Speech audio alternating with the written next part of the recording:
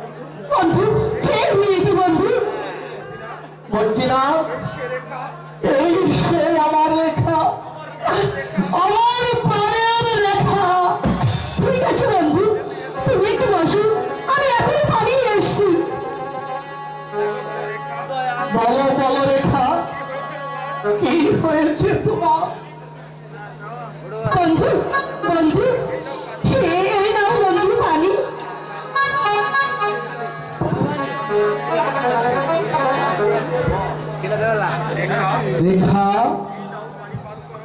রেখা এই নাও পানি পান করো।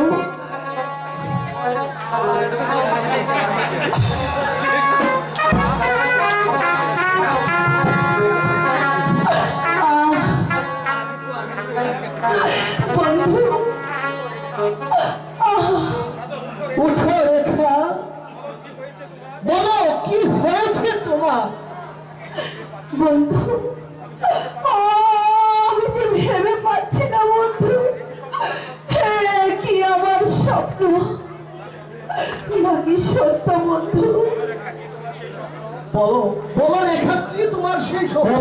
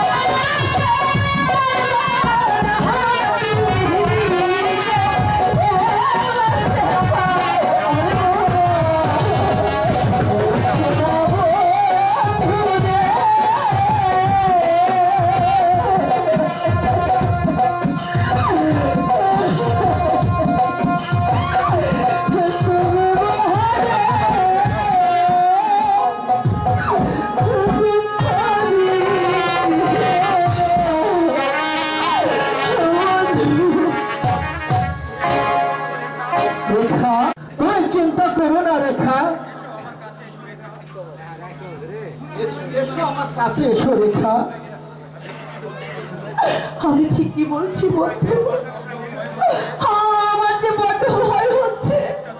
আমার মনে হচ্ছে যেন এক জমাট অন্ধকার এসে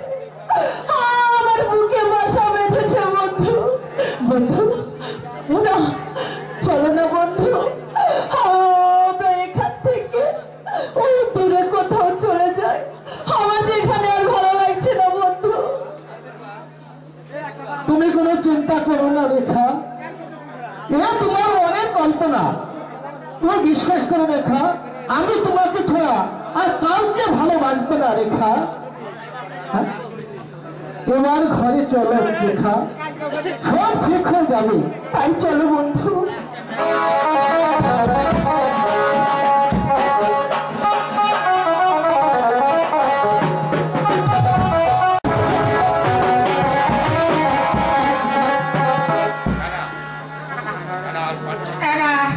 আর পারছি না, এই দুঃখ কষ্ট আমি আর সইতে পারছি না। খোদা, নবাব মহেশী হয়ে আজ এই অন্ধকার কারাগারে আমি বন্দি। জালিমদের ভয়ে আজ আমি আমার নিজের সন্তানকেও আমি দূরে সরিয়ে দিয়েছি। খোদা, এই জ্বালা চাইতে তুমি আমাকে মৃত্যু দাও। খোদা, তুমি আমাকে মৃত্যু দাও। কে তুমি বাবা? আর কেনই বা তুমি আমাকে মুক্তি দেবে? আমি আপনাকে মুক্তি করে নিয়ে যাবো বেগম সাহেবা। তাহলে যে তোমাকেও আমার মতো শাস্তি পেতে হবে। শাস্তি ভয়ে কর্তব্যের অবহেলা করলে চলবে না আম্মাজান। যতক্ষণ আমি বেঁচে থাকবো ততক্ষণ আমি আমার কর্তব্য পালন করেই যাব। আসুন আমার সঙ্গে। মুক্তি? তুমি কি পারবে? তুমি কি পারবে বাবা এই শত শত বাধা ডিঙিয়ে আমাকে এখান থেকে মুক্ত করতে? পারবো আম্মাজান, পারবো। আপনার দোয়া মাথায় নিয়ে আল্লাহকে ভরসা করে আমি আমার গন্তব্যস্থানে পৌঁছাবোই। আসুন। না, তাকে নিয়ে যেতে পারবে না। উজির সাহেব,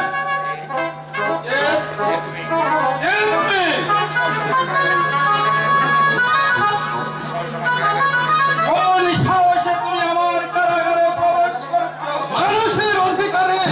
এবার বলো, তুমি আমার পথ ছাড়বে কিনা? বেশি বাড়াবাড়ি করলে তোমাকেও কারাগারে পাঠাবো। আমাকে করবে বন্দি? আমাকে বন্দি করার মতো বীর এই রূপনগরে আর একটু নেই। উজির সাহেব, আজ রাজ্যের লোভে সারা রাজাকে করেছো রাজ্যহারা। বেগম সাহেবকে বন্দি করে রেখেছো অন্ধকার কারাগারে। আর মেয়ে হোক ওকে পাথর চাপা দিয়ে তাই আর দস্যু কালিকা সিংহে নেই গর্জে উঠে ওদের সবাইকে মুক্ত করে ওই কারাগারে নিক্ষেপ করবে আপনাদের মতো সন্তানদেরকে।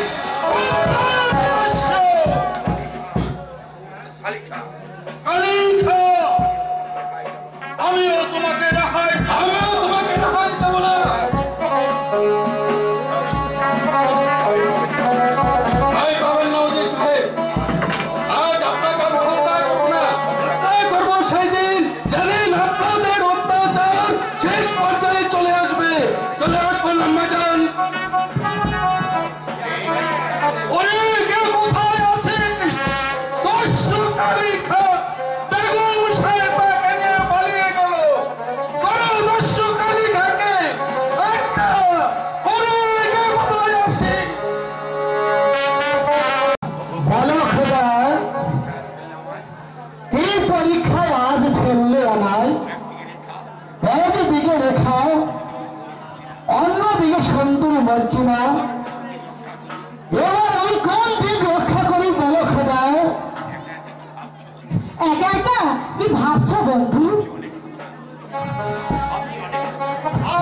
ভাবছি অনেক কথা। ভাবছি একটি মাঝে দুটি নৌকা চালাই কেমন করে? হে কেন বন্ধু? না হয় একটি নৌকা তুমি পানিতে ডুবিয়ে রাখবে। দুটি নৌকাই যে মাঝে অনেক মূল্যবান। তাই ভাবছি শেষে জানো মাঝি তাই নৌকার মাঝখানে ডুবে না মরে। চৌধুরী মাঝি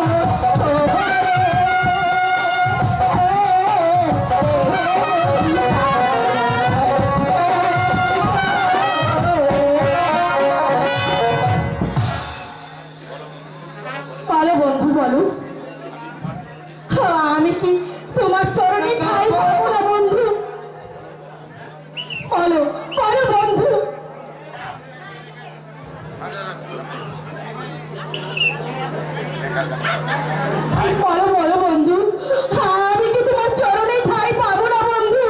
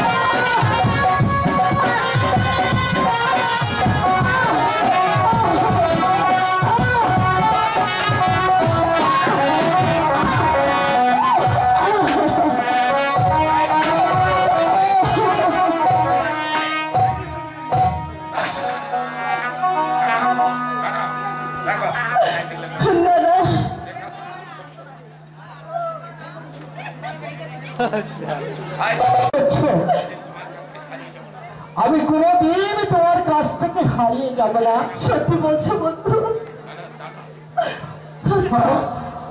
নানা রেখা বন্ধু, ফুল গাছ থাকে, ভ্রমণ না বসে পারে না। তুমি কোনো চিন্তা করো না বন্ধু।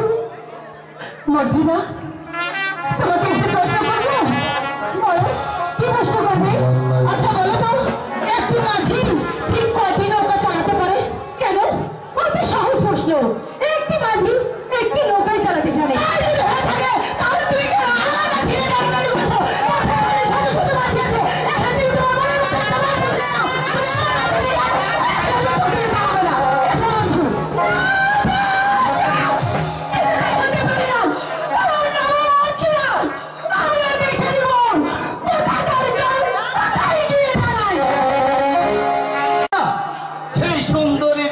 যদি আমার হাতে তুলে দিতে পারো তাহলে তোমাকে বহুত পুরস্কার দেব। বলো, পারবে?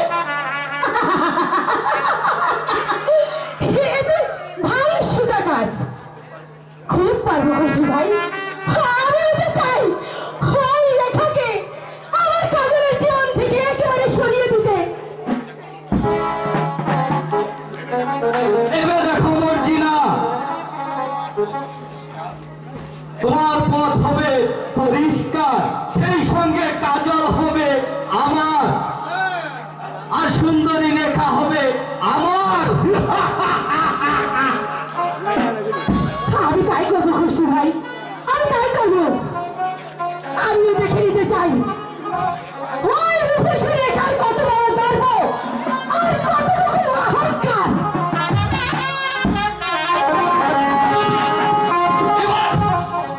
এক ঢেলে দু পাখি শিকার হয়ে যাবে, একদিকে আর অন্যদিকে সুন্দরী মর্জিনা।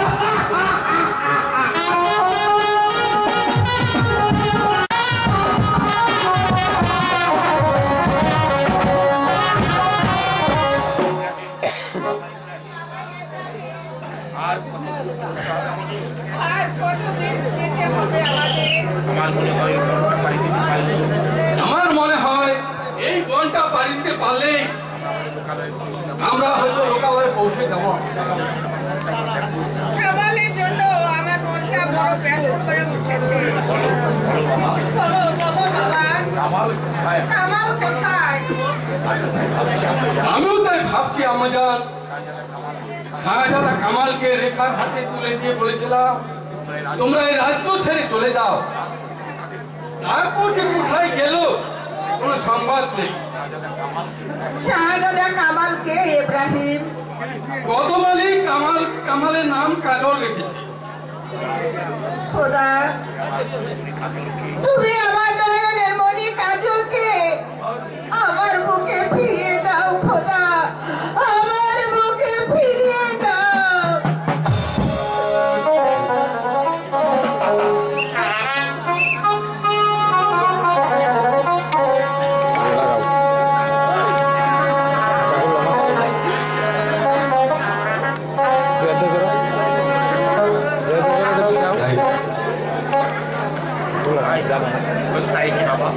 একই বাবা, ফিরেছি দেখছি দানব রাজ। ভয় পাবে না বাজার, আমি ওর সঙ্গে যুদ্ধ করবো।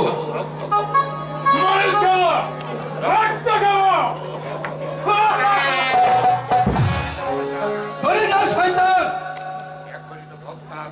এখনই তোকে আমি হত্যা করবো। ওগো, কে কোথায় আছো? আমাদেরকে বাঁচাও।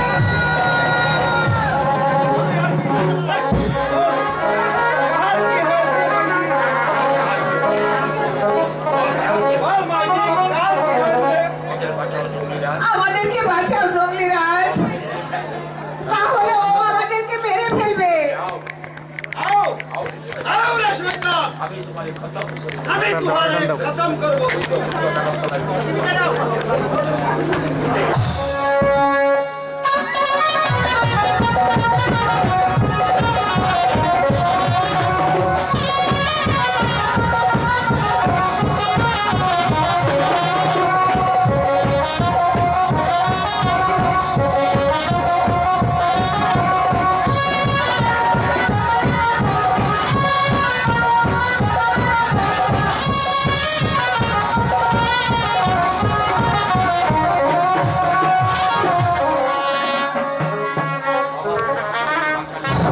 বাবা, তুমি এসে ওদের হাত থেকে আমাদেরকে বাঁচালে। चलो माइजी, तू हमार आस्थानाय चल माइजी। तू हमार माइजी आছিস, আমি তোহার ছেলে আছি মাইজি। চল মাইজি, আমি তোহাদের আশ্রয় দেব মাইজি। তাই চলো, তাই চলো, চল মাইজি, চল। চলো।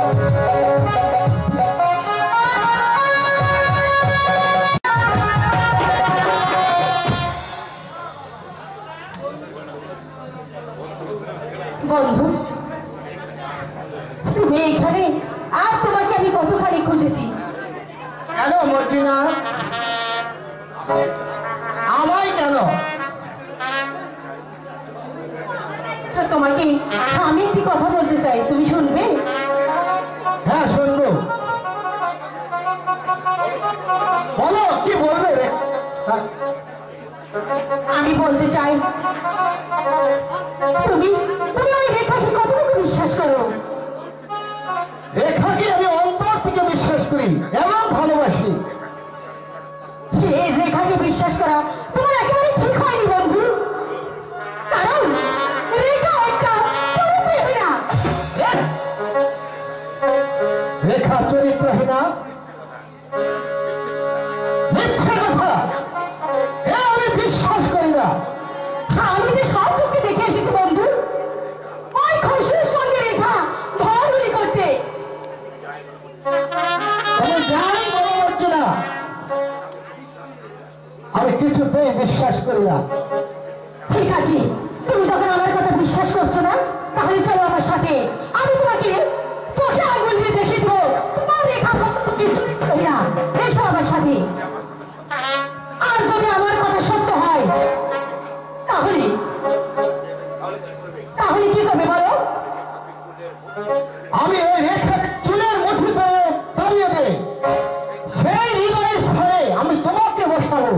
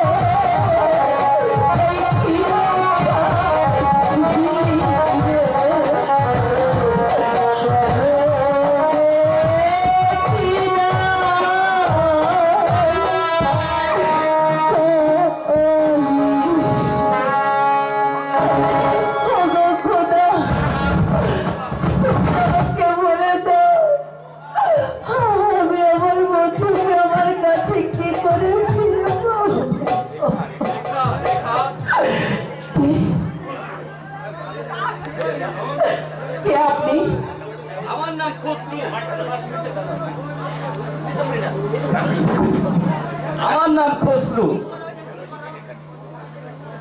কেন এসেছেন এখানে? তোমার উপকার করতে, মানে তোমার সহযোগিতা করতে। আপনার কোনো কথাই যে আমি বুঝতে পারছি না। কি চান আপনি? তোমার কাছে কিছু চাইতে আসিনি রেখা, আমি এসেছি যে জ্বালাই তুমি জ্বলে পুড়ে ছাই হচ্ছ তার অবসান করতে। কার অর্থ? যদি চলার পথে কাটা সেই মদিনাকে দূরে সরাতে চাও, আমি সে ব্যবস্থা করতে পারি। আমি জানি সে তোমার পথের কাটা পারবে। আপনি আমার পথে কাটাটা দূরে সরিয়ে দিন, আমার পথটাকে আপনি পরিষ্কার করে দিতে পারবেন। পারবো না মানে? তুমি জানো না রেখা, মর্জিনা আমাকে কতবার কথা দিয়েছে।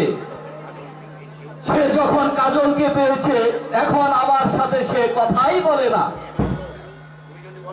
তুমি যদি বলো আমি মর্জিনাকে নিয়ে এ রাজ্য ছেড়ে চলে যাব। সত্যি বলছেন ভাই? আমি আপনার থেকে পায়ে পড়ে বলছি ভাই, আমার ভালোবাসাকে আপনি এভাবে মাটিতে পড়ে মিশে যেতে দেবেন না ভাই। আপনি আমার ভালোবাসাকে এভাবে মাটিতে মিশে যেতে দেবেন না।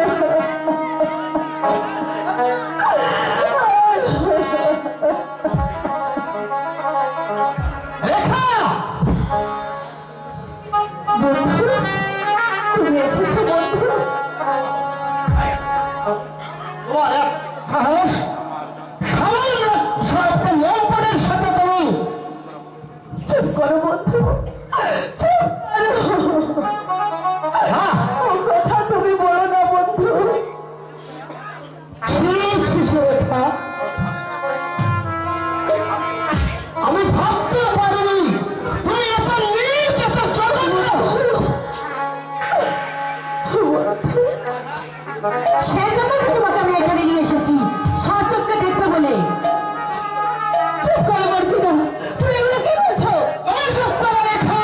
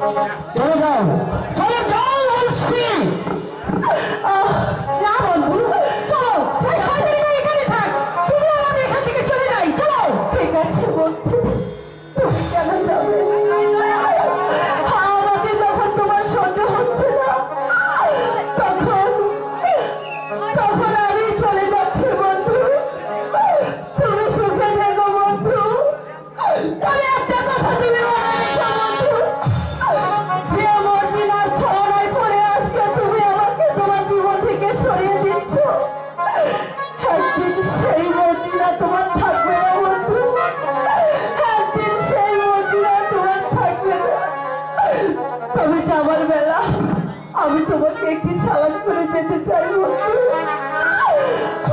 আমার একটি সালাম তুমি গ্রহণ করো।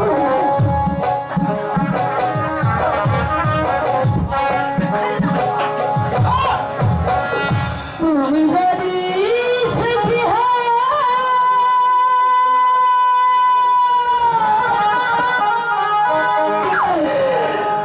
আমি চলে গেলে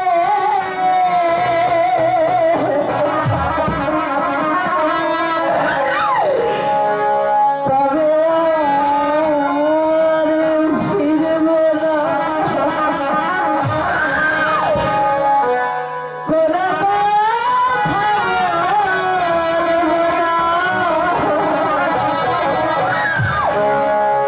আমি কোনো চিঠি লিখিব না, আমার চোখের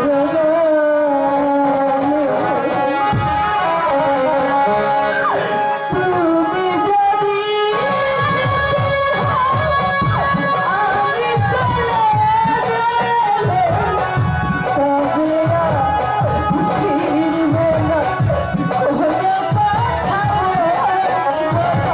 কোনো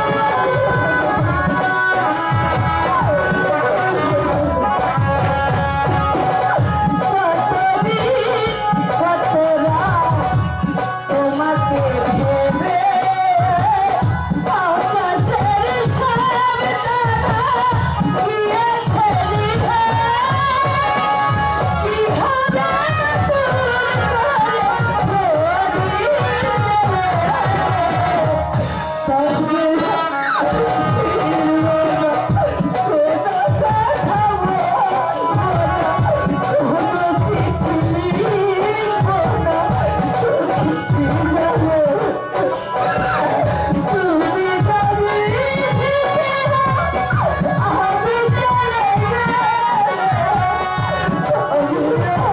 আকাশের গিয়েছে তোমাকে ভেবে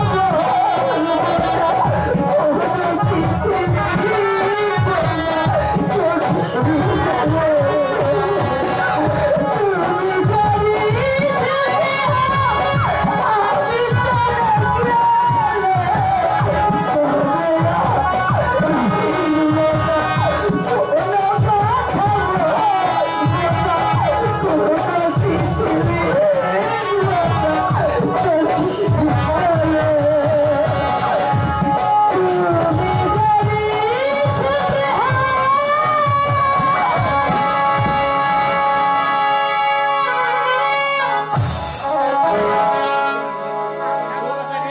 বন্ধু, এবার চলো, ওই শয়তানিটা চলে গেছে, চলো আমরা এখন প্রাসাদে ফিরে যাই।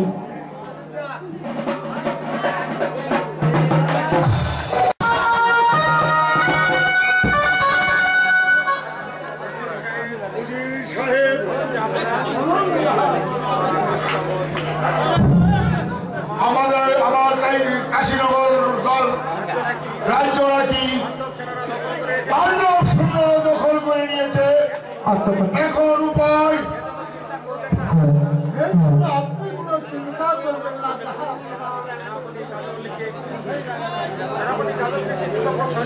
সেনাপতি কাজলকে কিছু কোনো স্বর্ণ দিয়ে পাঠিয়ে দিন।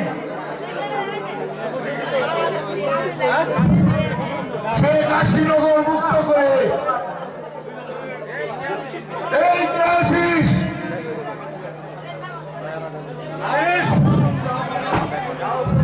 যাও প্রহরী সেনাপতি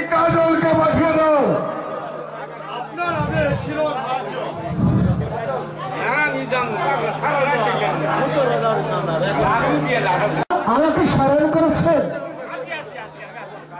হ্যাঁ কাজল, আমি জানতে পারলাম আমার কাশীনগর রাজ্য নাকি পাল্টম সৈন্যরা দখল করে নিচ্ছে। তুমি আজ ওই 10,000 সৈন্য নিয়ে অভিমুখে যাত্রা করো। আমি তাই করবো যাবে অল বিক্রমের মতো ঝাঁপ আরো যদি ছাড়ার প্রয়োজন হয় তাহলে যুদ্ধের সংবাদ পাঠিয়ে দেবে। প্রয়োজনে এই যুদ্ধে নাও সবার প্রয়োজনে ওই যুদ্ধ শেষ করে এই কম্পাউন্ডে চলে আসবে। উজির সাহেব বলুন কাজলকে পাঠানোর জন্য ব্যবস্থা করে দিয়ে।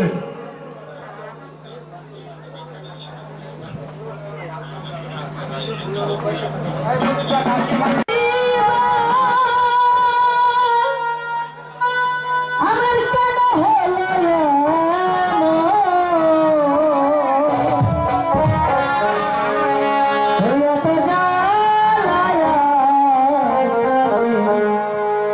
সহেরা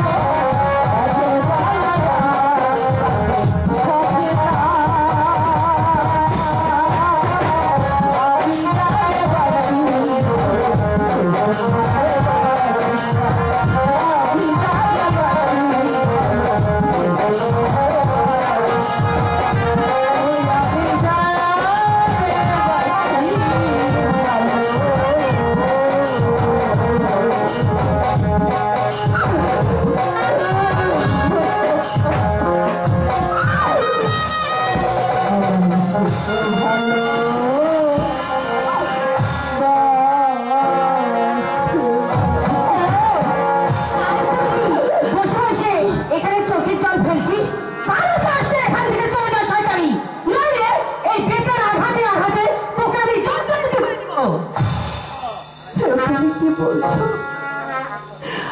আমাকে তাড়িয়ে দিলে আমি কোথায় যাব? আমাকে আমাকে তোমাদের এই প্রাসাদের এক কোণে একটু থাকতে দাও না বোন।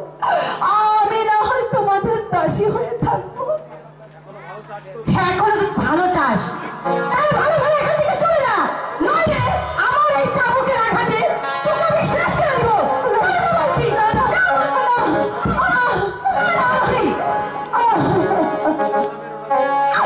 মেরো